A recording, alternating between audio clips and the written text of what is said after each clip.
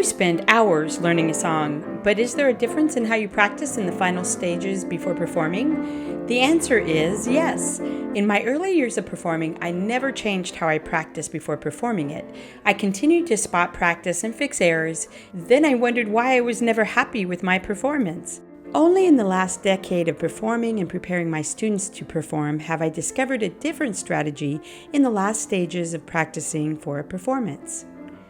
Here is the third part of my 3-part series on 5 performance practice strategies in the final stages before and during a performance I wish I had known in my early years of performing.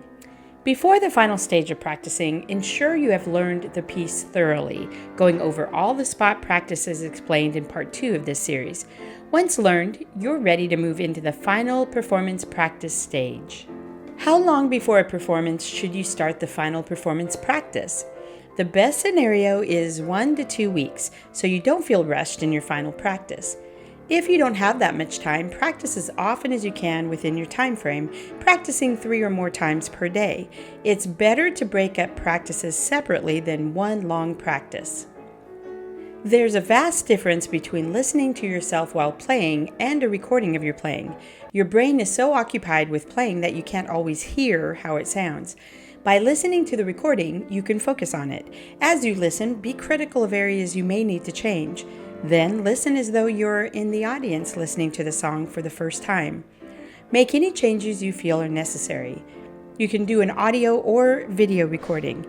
If you're focusing on the content of your playing, audio is better.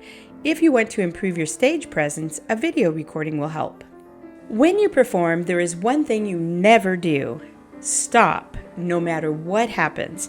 So that is precisely how you should practice it. Play through the mistakes and resist the urge to stop and fix them. As you play, imagine you're performing. The more times you play without stops, the more confident you'll be about the piece, and the better you'll perform it.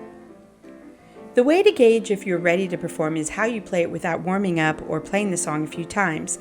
Doing this is what I call playing it cold, which is how you'll perform it. If you can't play it without minimal errors and stopping, you may not be ready to perform it. Notice any trouble spots that you may need to fix.